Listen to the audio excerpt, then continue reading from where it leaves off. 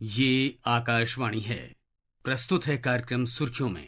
इसके अंतर्गत सुनिए 19वें G20 शिखर सम्मेलन के महत्वपूर्ण विषयों पर चर्चा। इसमें भाग ले रहे हैं पूर्व राजदूत महेश सचदेव। कार्यक्रम का संचालन कर रहे हैं स्पर्श सक्सेना।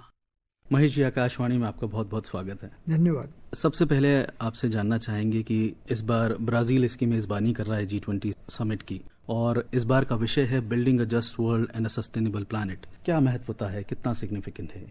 G20 एक बहुत ही अनूठा संस्थान है।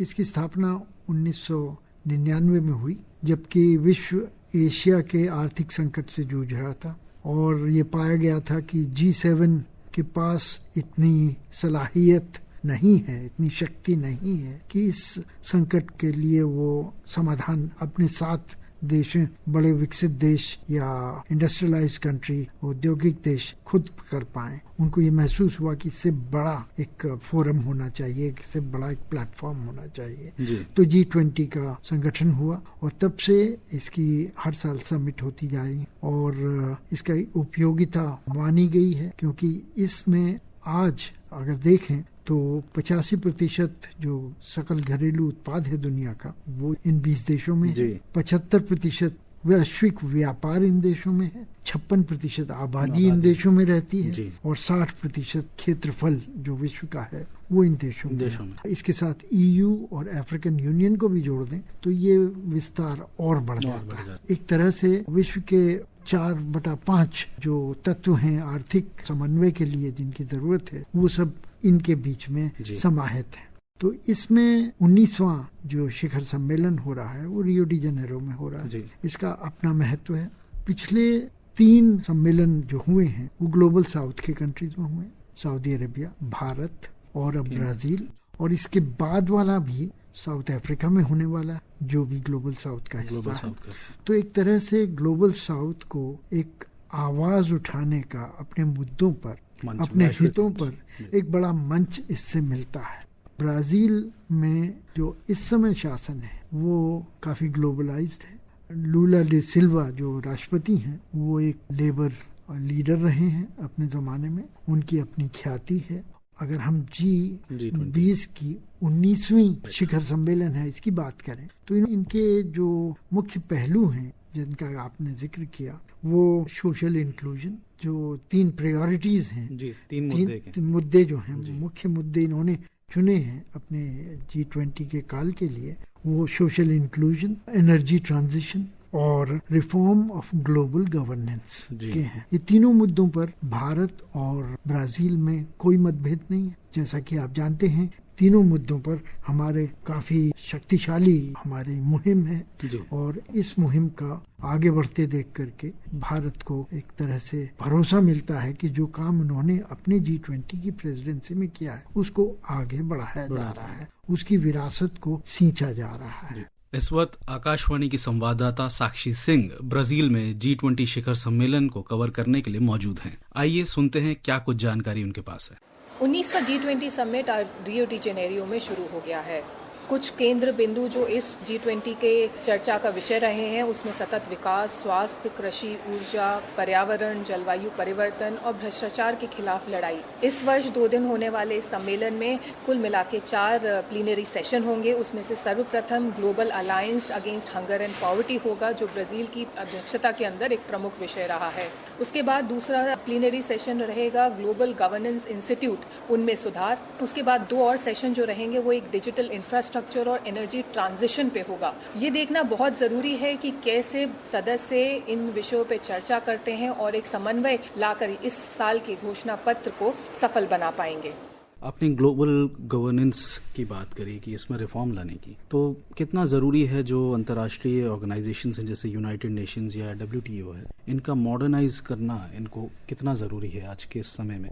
इसके बारे में दो राय कोई नहीं दे रहा है, सब इससे सहमत है, पर मोडालिटीज पर फर्क है। तो और मोडालिटीज के फर्क को लेकर के कई लोग जो कि स्टेटस को से फायदा उठा रहे हैं वो उसमें परिवर्तन नहीं होने देना चाहते।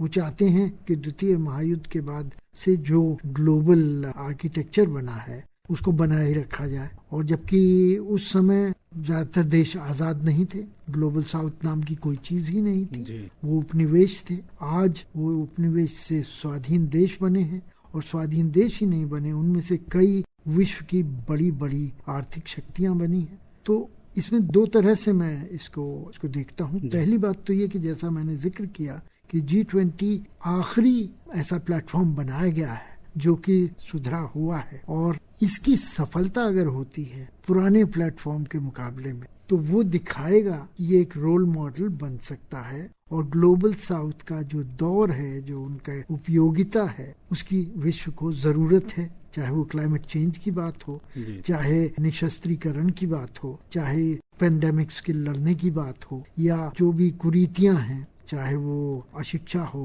अस्वास्थ्य हो, या फीमेल म्यूटिलेशन हो, इन सब चीजों के लिए, या इलीगल माइग्रेशंस हो, इन सब से जो कुपित हैं हम लोग, उनसे बदलने के लिए G20 का रोल अगर दृढ़ता से प्रस्तुत किया जाता है और सफल होता है, तो ये दबाव और बनेगा कि उन जो पुरानी बैसाखी पर चल रही हैं जो संस्थाएं, उनमें भी ऐसा परिवर्तन किया जाए और उनकी भी प्रभाविकता अच्छी बनेगी। जी, जलवायु परिवर्तन निरंतर चर्चा में रहता है तमाम ऑर्गेनाइजेशंस में, या फिर जब भारत ने भी मेजबानी करी तब भी ये एक अहम मुद्दा था, और ये एक बढ़ती समस्या और गंभीर समस्या है। तो आपकी नज़र में क्या कदम उठाए जाने की ज़रूरत है, या फिर क्या बदलाव लाने की ज़रूरत है कि इससे निजात पाया जा सके? फिर से यही कहना पड़ेगा कि जो इस बारे में बहुत कम लोग हैं जिनकी दो राय हैं। पूरा विश्व एक है जहाँ तक जलवायु परिवर्तन की बात है। कोई भी चाहे जितना शक्तिशाली देश हो, उसको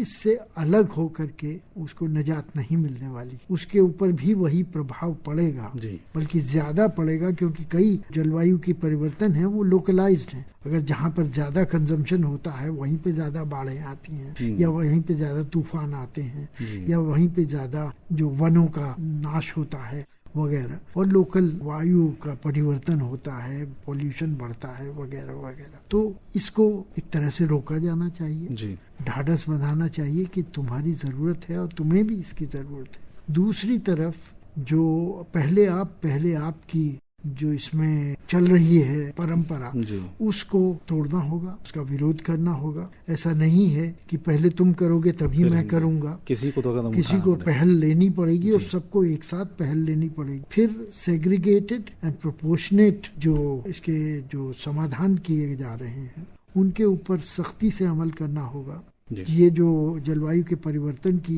विरासत है वो इंडस्ट्रियल रेवोल्यूशन के जमाने से है, जिस समय भारत और चीन जैसे देश उद्योगवान थे ही नहीं।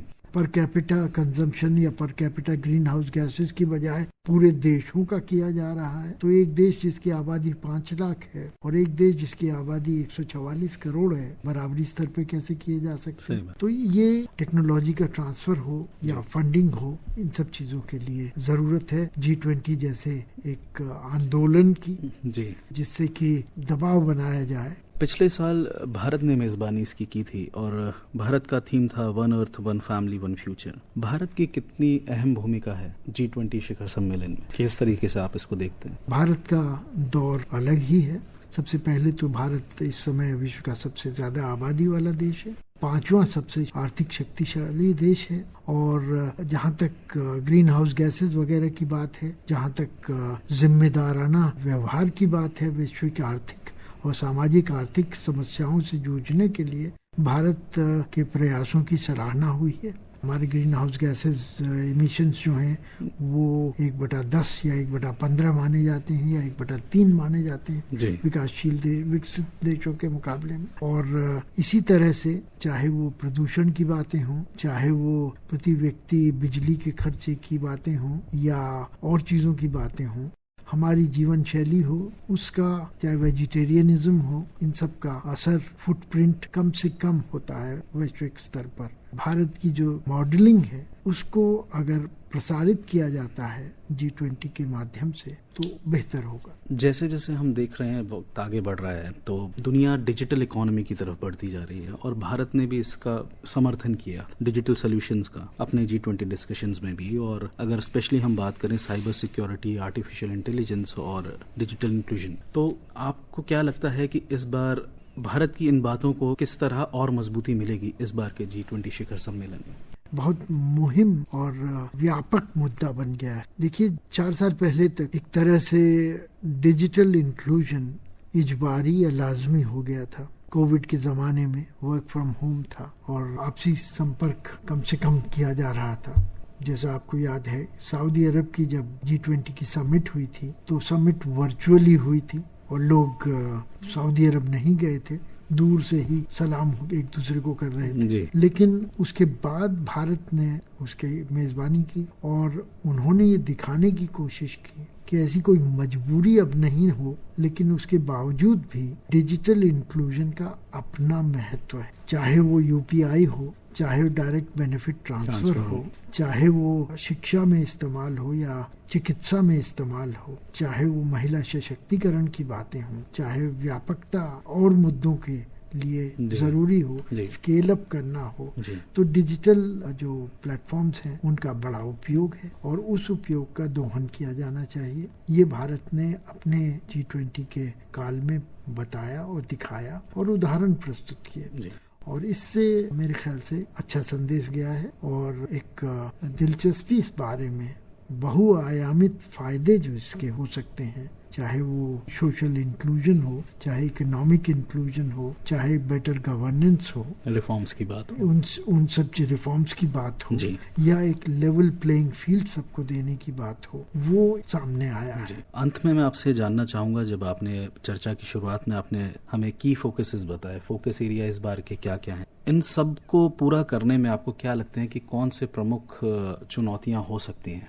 इसमें जैसा मैंने कहा कि कोई इसका विरोध तो सामाजिक तौर पे नहीं करेगा, चाहे वो सोशल इंक्लूजन हो, चाहे वो एनर्जी ट्रांजिशन हो और चाहे वो रिफॉर्म्स हो, लेकिन निहित स्वार्थ आ जाते हैं, चाहे वो बहुराष्ट्रीय कंपनियों के हों, चाहे वो तेल उत्पादक देशों के हों, खनिज उत्पादक देशों के हों, तो उनसे उनको निरस्त करने के लिए एक बड़ी चुनौती हमारे सामने है। कैसे उनसे व्यापक तौर पर कंसेंशुअली उनको सर्वमान्य तरीके से इन चीजों के लिए एक समता बनाई जाए, तो ये सबसे बड़ी चुनौती एक कंसेप्चुअल लेवल पर है। तो दूसरी तरफ आर्थिक फर्क जो G20 के देशों के बीच में है, उनके ऊपर भी हमको काम करना पड़ेगा, क्योंकि एक स्तर पर जब उसका विरोध होता है, प्रतिरोध होता है, वो ये है कि नए स्ट्रक्चर ना पैदा किए जाएं जो इनके पास पैसा हर कोई दे और वो फिर टेक्नोलॉजी ट्रांसफर का काम करें।